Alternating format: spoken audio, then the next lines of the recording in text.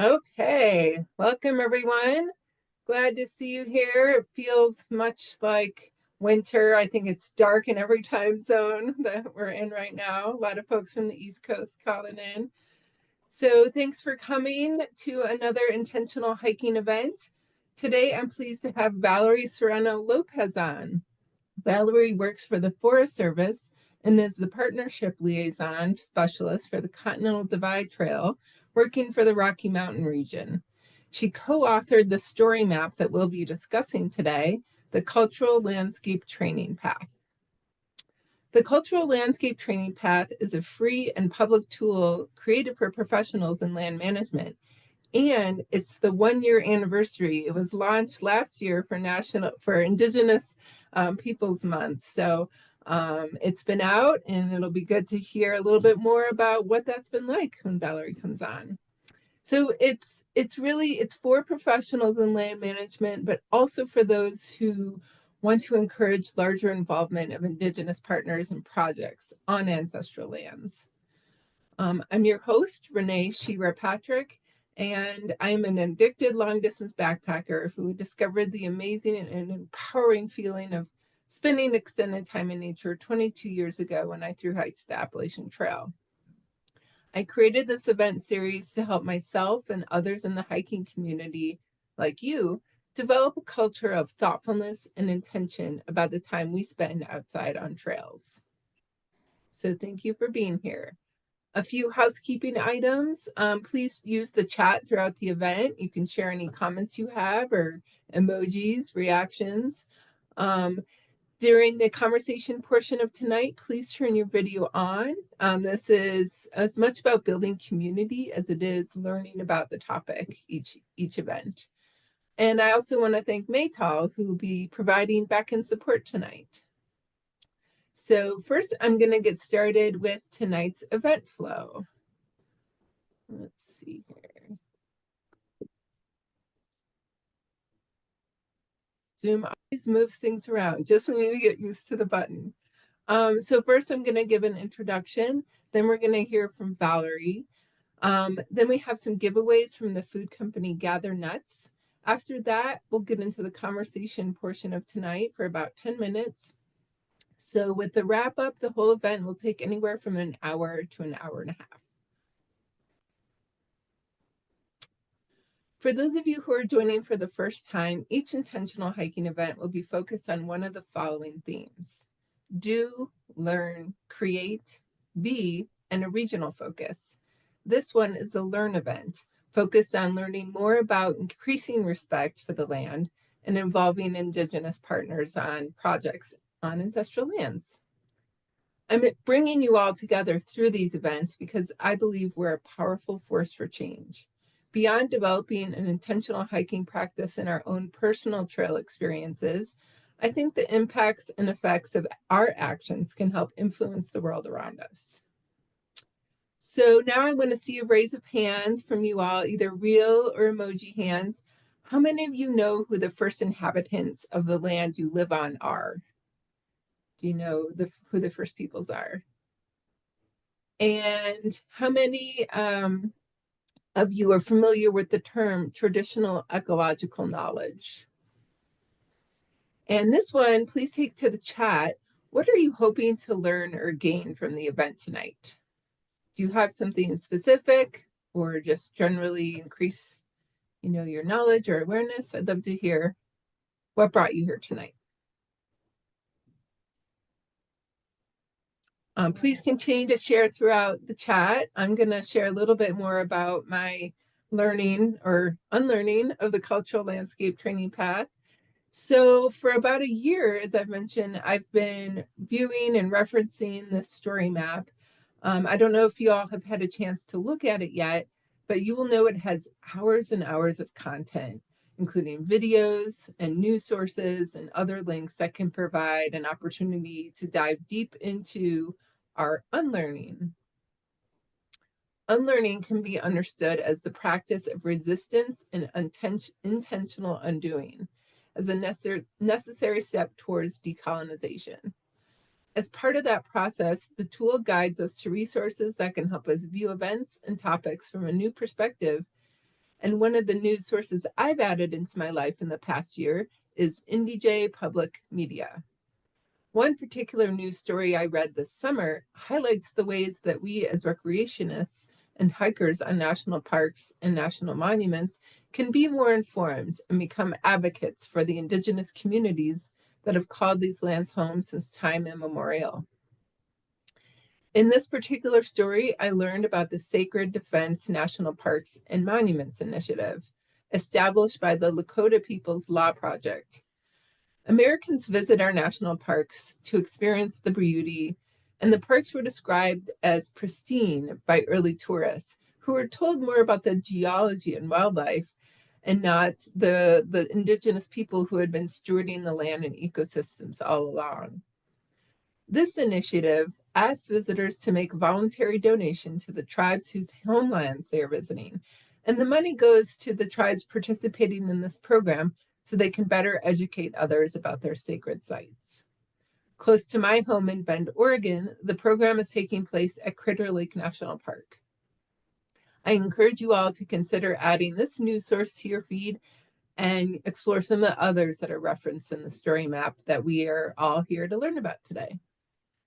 So with that, Valery, I'll pass on the presentation to you to share more about this project and how it can help make a difference in how our public lands are managed. Great, thanks, Renee. And also thank you all for being here tonight, this evening, just taking time of your day today just to join us today. And yeah, so I'll get started. I'll share my screen on a really short presentation because a lot of the presentation is going to be in the training itself. And yeah, we'll get started. So let me quickly share.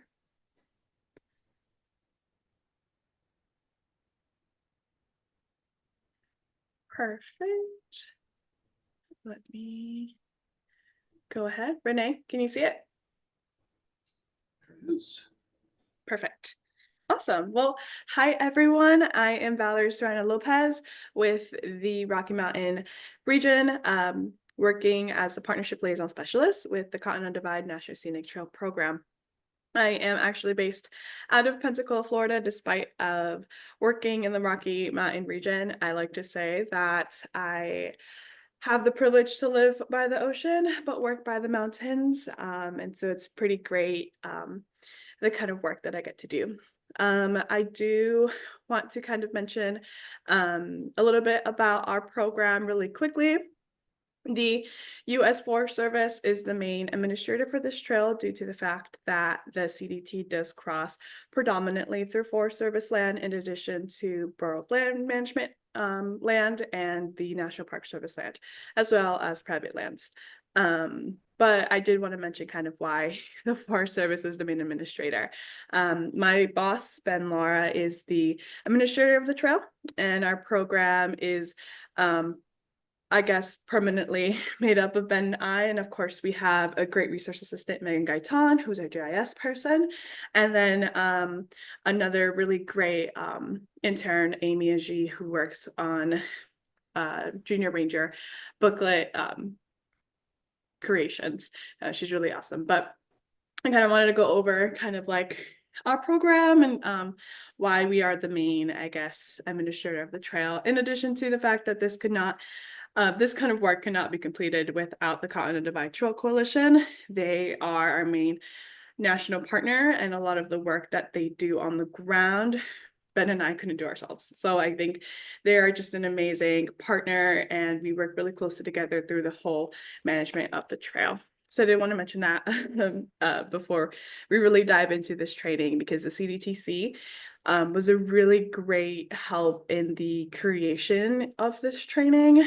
They were one of the main collaborators that worked with Amanda Grace Santos, who is the co-author of this training.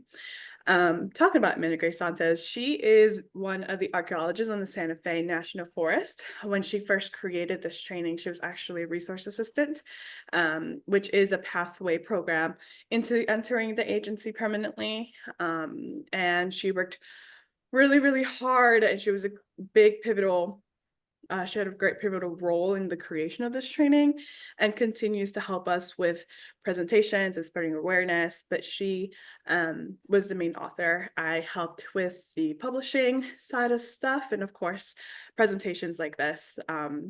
This training, you know, is ever learning. So, and we'll see that shortly. But I did want to touch upon Amanda Grace and the work that she has done. And so I did want to share, just in case, gotta get the other side. Just in case you want to have it on your phone, here is a QR code of the story map. If the link can be put in the chat once again, for those who joined a little bit later, that'd be really helpful before we dive in. But here's the QR code to have the training on your phone. The training is phone adaptable, iPad adaptable, any kind of tablet adaptable laptop, addition to, of course, your computer. So yeah, I wanted to share that. We'll see this again later on. Yeah, and I'll move on into kind of an introduction on this training. I did want to give some background on how it came to be and how did it become what it is currently and how it's being used now. When I first started out with this project or this training itself, I had learned from Amanda Grace that this training actually took many forms. What you see now isn't really what it was imagined to be.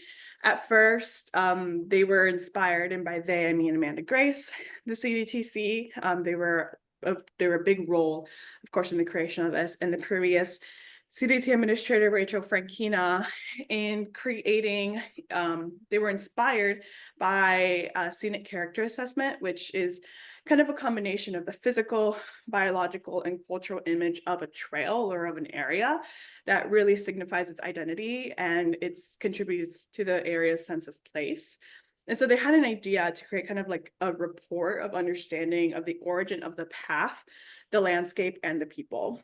And so then when I started doing this research and talking to tribes and talking to tribal liaisons, they kind of started to figure out that this could be much bigger than just a CDT, that this could be more of a national world training that really focuses on the national trail system.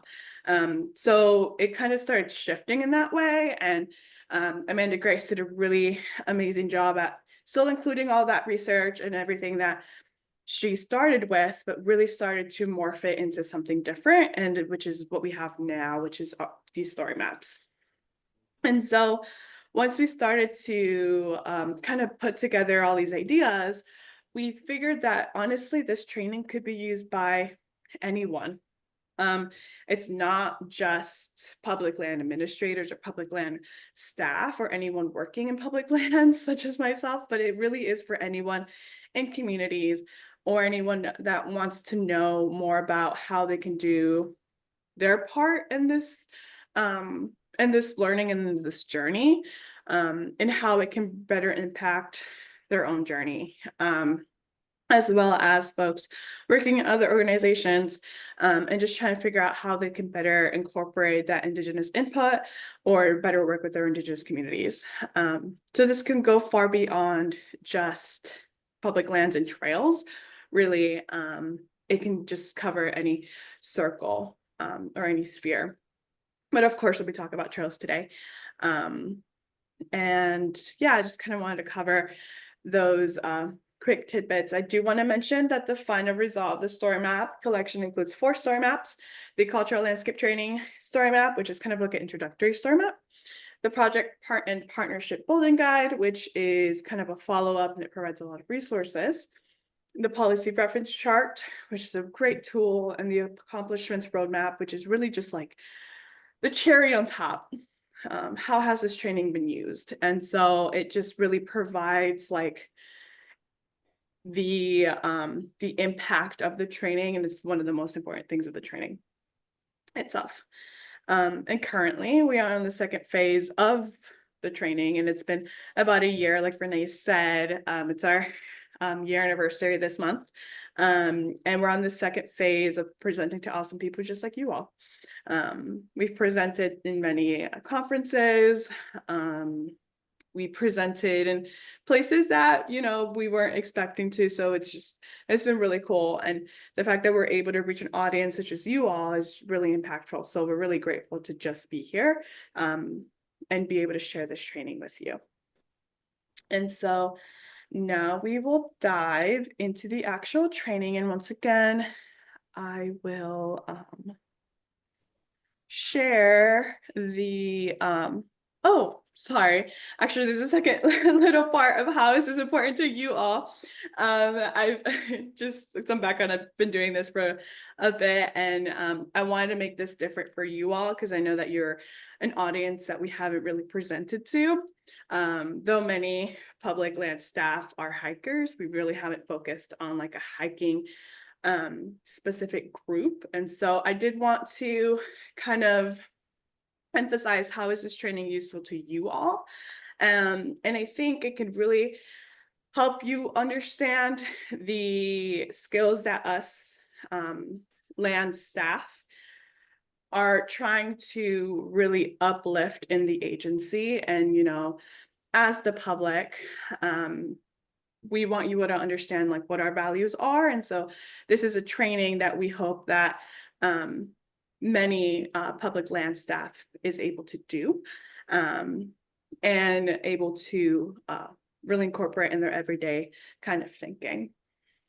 It's also a source with a lot of sources, like Renee just mentioned, the ICTA, I believe, yes, website. It's just, there's so many resources in this one training that it can just be really applicable to anyone, and it could just really make you think, even with the questions that we kind of provide throughout the training.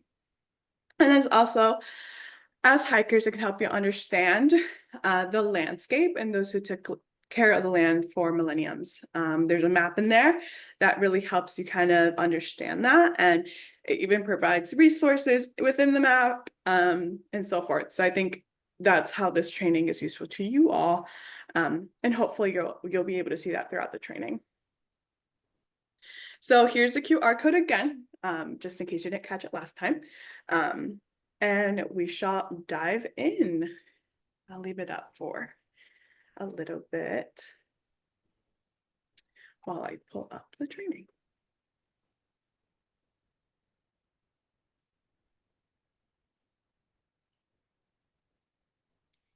Perfect. Are you guys able to see the training itself? Awesome. Perfect. So once you click on the link, this will be like the front page. And here we kind of give you all the main idea and the purpose of this training, which is to increase respect for the land and engagement with Indigenous communities. It is a tool for federal and state employees, NGOs, and the keyword local communities. So this is really just for anyone. Here are all the 4 story maps. Like I said, the cultural landscape training, the project and partnership building guide, policy reference chart, and the accomplishments roadmap. You can either click get started to just get started from the beginning, or you can kind of click on which story map you're on. As Renee mentioned, this isn't something that you do in one day. This is definitely something that takes some time to really work through. And it really takes that reflection time as well. So just take that into consideration. I know for me, when I first came into this role, I looked at all the resources and everything, but I honestly can look at them again, and some of those have changed. There's new information every single week. And it's useful for me to even go back to see, oh, what's being updated. So this is definitely not something that you just do in one sitting. It just takes some time. So I will get started. I want to highlight, this is very important to really just nail, is that this training aims to use language that honors the fact that all land is Indigenous land. And we really do highlight this throughout all of the story maps, because it is important to have this language, especially in a training that is dedicated to understand the collaboration and the partnership with Indigenous communities. So I'll go scroll. Here you will see kind of an overall kind of snapshot of this first story map, and of course the rest of the story, the rest of the training. And so the audience for this is for anyone that is interested in learning more about Indigenous perspectives. And then here at the top, you actually see all the different sections of this first story map, and everything that's dotted is actually clickable. So any of these you can click and you'll be taken to the link that it's sending you to. The training is based off of goals and reflection questions. We thought it was really important for the audience to be able to interact with the training.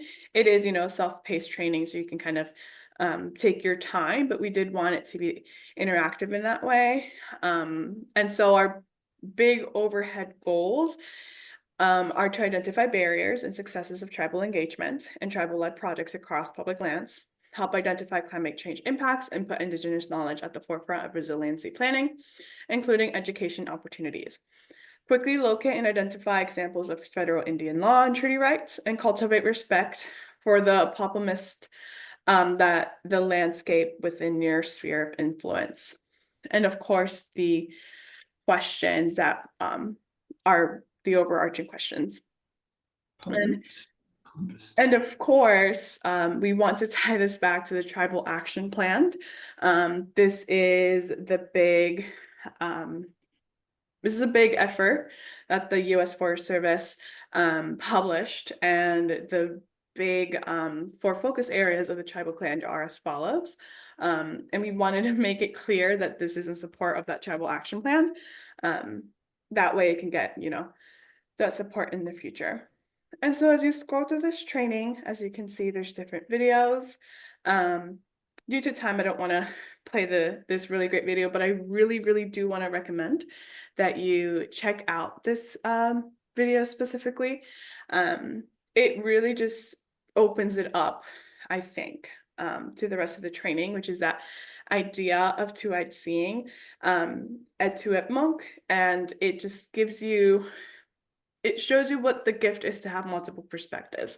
And I think that's a really whole point of when you're learning or unlearning the yourself and your journey, you have to figure out where your perspectives lay. And so I think this really just opens that up for the rest of the training. And sometimes, it can be uncomfortable, and it is, but it's really sitting in that and kind of taking in the learnings of the training and then applying it to your own person or your own journey. It also covers ethical space, which is really important, and understanding cultural safety, and how that is kind of all overlaid with Western written culture, to that Western science and that Indigenous oral culture, that traditional ecological knowledge, and how it kind of all overlays. And there's that creation of ethical space. And so as you keep scrolling, and as you see up here, it kind of keeps changing. You can click throughout the top and it'll kind of take you to where you kind of left off. The lessons learned area is just kind of like a background of how things came to be, and it's kind of like a non-traditional timeline. So here you can see the scenic character assessment that I mentioned earlier. Some are videos covering some of the research and data that Amanda Grace collected, and then how can you apply this training. And then of course we go into what can we do better, and it ties into different organizations like Illuminative, and different links such as Speaking for Indigenous Politics and so forth. And so then at the end of this training, you kind of have 6 driving principles, which is explore Indigenous multimedia, acknowledge administrative histories, understand that tone and setting matter, support sovereignty, diversify points of engagement, and honor the expertise of Indigenous partners. This will be what's going to lead into the next training. And then here is a really amazing resource if you are doing research, if you're doing anything that requires you to collect resources. Amanda Grace created this amazing annotated bibliography that has resources and really explains what's included in them. I've used it for my own research, and it's just a really amazing resource.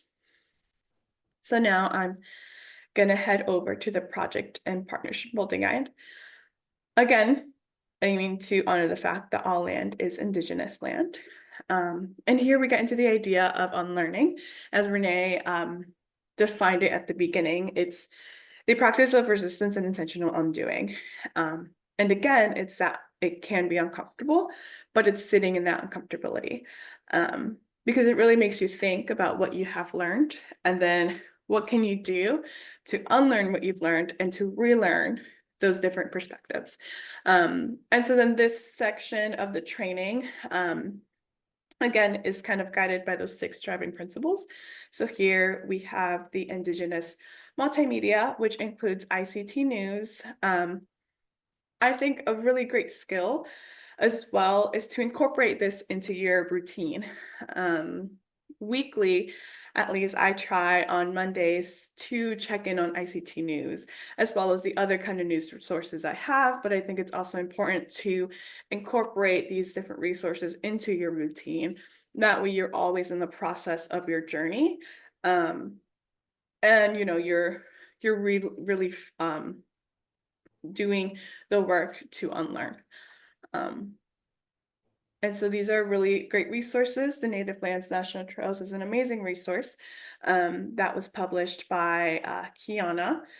She's an amazing individual that worked really hard on this, and this will actually, you'll see it later on. And then Red Hoop Talk is a great podcast, as well as understand the different viewpoints of land acknowledgements. I think it's really important to have different perspectives. So these are different perspectives about land acknowledgements.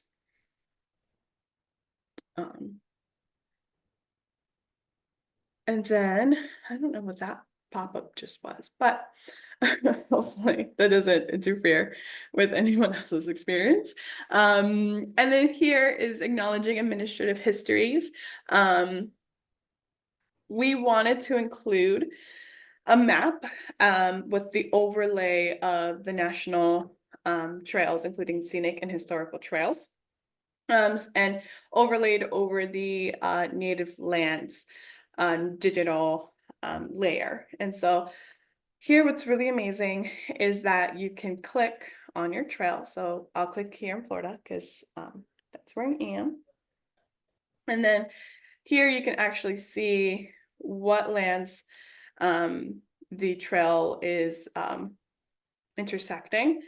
And then you're able to click, sometimes, since this is an active map, the owners will come in and kind of work with it or work on it. And so things can change from time to time. But usually, this is Muskogee territory. And if you click on the layer of the Muskogee peoples or whichever tribe you are looking at, you can actually click here or a link, and it'll actually take you to the Native Lands Digital website. And here you can actually go through the websites of the tribes themselves and learn about the tribes that are intersecting this area. Yeah, and sorry, there you go. And so that's what makes it so fun and interactive. It's not just what's given to you, it's more of you taking those steps to kind of click, do your research, read upon all these different resources, and that is your personal journey. We do acknowledge, there's just a little section about the map itself. But yeah, purpose of this map is just really to show what the territories the trails are crossing. And if there's ever any issues or something that you're facing in this training, at the end you'll see there's like a a little place you can leave your thoughts and stuff, which are very useful when we do read those. But as I said earlier, there is that space for have a critical reflection. And so these are just some questions that we provide throughout. So, where can I practice truth telling? Or can I ensure that my projects are done under my purview are going above and beyond to fulfill the mandates of cultural resource policy? And of course, we covered many of these topics within the training. Looking and starting projects with built-in reciprocity, tone and setting are very crucial and they matter. The main highlighted section here is to knock on the proverbial door with an open heart, open ears, and gifts at hand. It's really important to come in with those intentions and knowing that you're bringing many folks to the table, but sometimes the table isn't even built. So you might have to build that table. And so understanding that. And so we do cover that, as I said, understanding sovereignty, what that looks like. It's a quick video on it. How can you and your project support sovereignty? Understanding different examples that incorporate that sovereignty. This is a really great webinar that again, I recommend any all of the videos, but this is a really, really great webinar. Just examples, such as the NOAA interagency project with many of these tribes. And then of course, honoring expertise of Indigenous partners. Again, these are just resources that you can go through, look at resolutions of the Native Congress of American Indians. This, are annual resolutions that are followed, and it's just really expanding your mindset on projects that are important. And so, again, these are just opportunities for critical reflection. Here's the big one. Does the table need to be rebuilt? Sometimes it does, especially with dark past. So it's just really important to acknowledge that. And that is your process of unlearning. And so we go into the Embracing Indigenous Future, just some examples. And then just the ending questions. And here's a story map feedback. We really do appreciate any feedback that you have. If there's an issue with the story map or anything that you would like to let us know, or just your own thoughts, this is where we would like to hear those. And then our third story map is a policy reference chart, which is a tool that Amanda Grace put together as it's really complicated to understand policy, especially when this isn't a part of your daily routine. And so she created this amazing policy reference chart that just breaks down that policy. And whether you're in a federal agency or not, or you're just a community member, it's good to understand the policy in your areas or even treaties and so forth. And so what Amanda Grace did here is just really provide overall executive secretarial orders, as well as agency-specific policy, if that's something you would like to understand, recreational related policy, if that's something you would also like to understand. And here she just kind of breaks it down for us. It's just really showing you how to use the policy reference chart overall.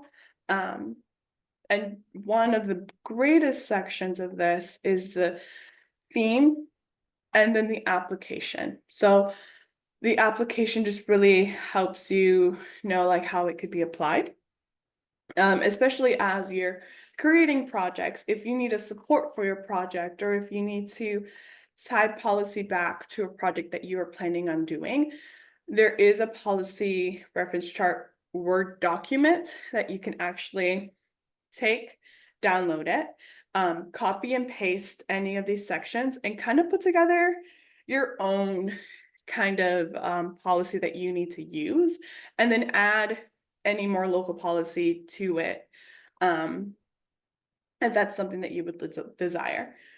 And then, a little thingy. The best part of this that we would always like to highlight is the accomplishments roadmap. We give our kudos to the CDTC because they really helped in the creation of this training, as well as the resource assistant program, because that was the program Amanda Grace was in and that I was in, and that it really gave us the opportunity to become permanent in the agency. And then here are just the accomplishments, and this could ever be edited. We hope that we can receive more accomplishments.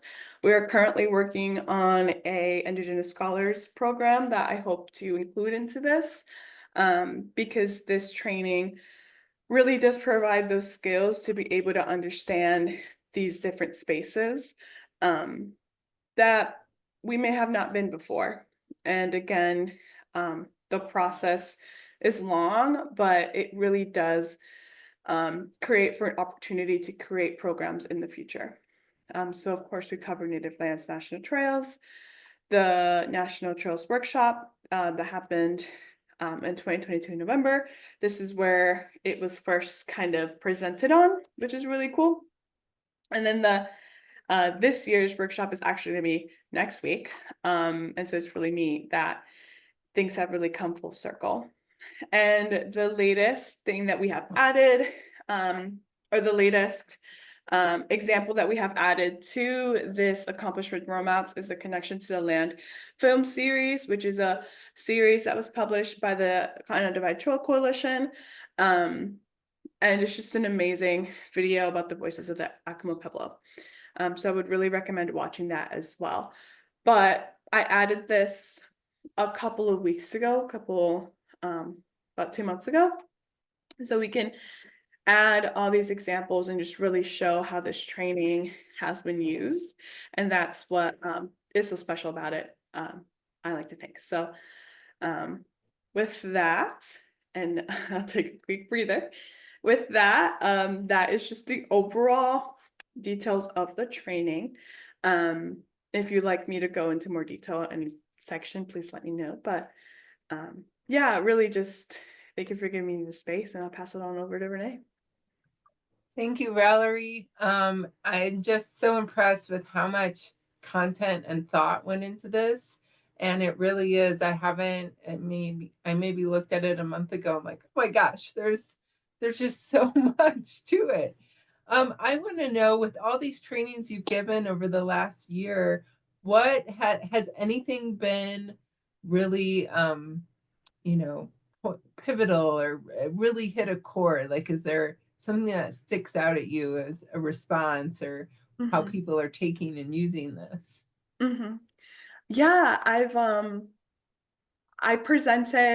did a poster presentation at the Society of American Foresters conference in September of this year. And that was a community that I haven't been a part of because I'm not a forester. And that was very interesting. I definitely got folks that had thought about it, but never really like, oh, we could be working with our Indigenous partners, and we just don't realize that because we're really into our own spaces. And so I think that was really impactful during that session as well. I had a professor come up to me, and she was actually also in recreation, which was really neat. And I was like, oh, I found another recreation person. And we were able to like chat about this. And she was like, I would love for you to do this presentation to my students. And that's just something that's really cool, that it could be applied, across different spaces, because it's not just for folks working in public lands. And so I think, when you start to look at the training, it's like, oh, these are just really great resources, and they're just all in one area. And that's what the training really is. It's your own journey, but we're providing these different ways to get information. Yeah, I shared it. I'm part of the Oregon Trails Coalition here in Oregon. It's a group that unites all different trail users. And And I shared it with our group, is like, this is an amazing resource. You know, there's some people on the agency side, some people that are volunteer coordinators, but again, there's something for everyone, no matter what your relationship is to trails, recreation, the land. It's everything. Like all land is Indigenous land, like you said. I want to open up to a few questions. I see Mary had one. Did your map include national recreation trails? Unfortunately, not right now. I'm not sure if it will, if that's an idea on Kiana's radar, and Kiana's team, but I'll ask and I'll see if that could be a possibility in the future. Nice. Anyone else have a question or comment out there? Or has anyone had a chance to spend some time on this before the event? I'd be curious. Okay, now we know we've got hours and months of of learning ahead of us. Yeah.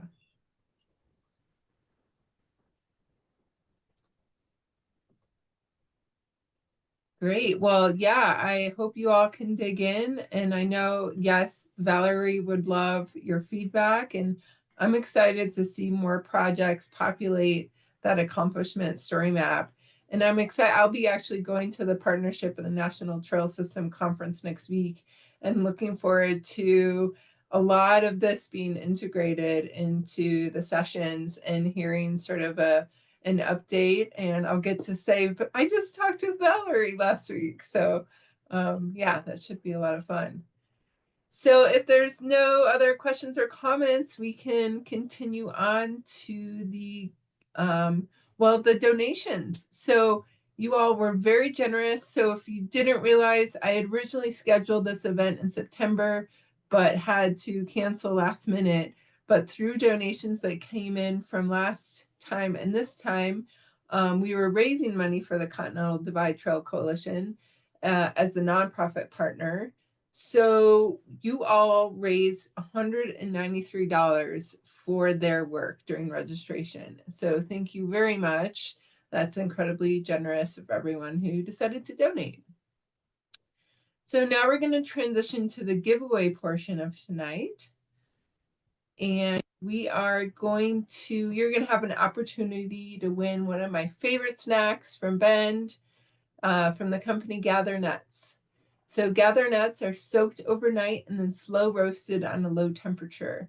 This process allows for better digestion, nutrient absorption, while protecting naturally occurring healthy fats and enhancing flavor. So I wanted to share a few words from Gather Nuts founder Shanna about how she approaches her work with intention.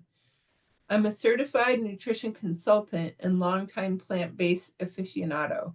Growing up, my family had a passion for the outdoors and did their part to lessen the impact on the planet.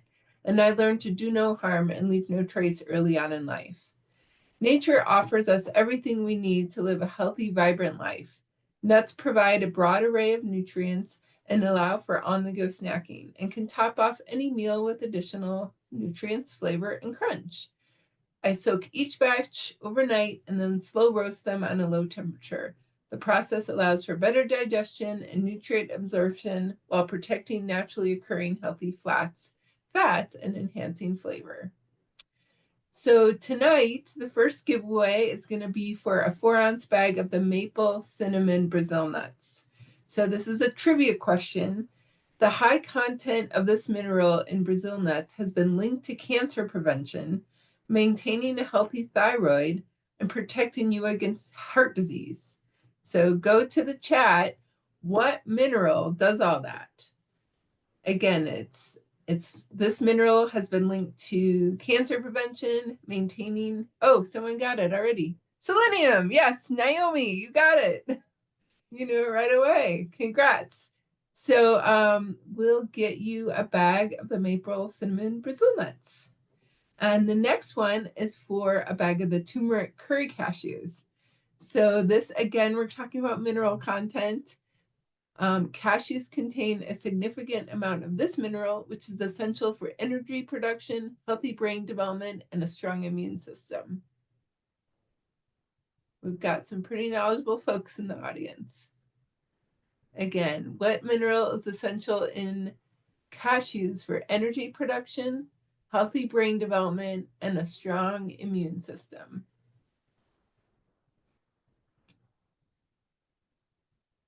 I'll give you a hint. It starts with the letter C. It's not zinc.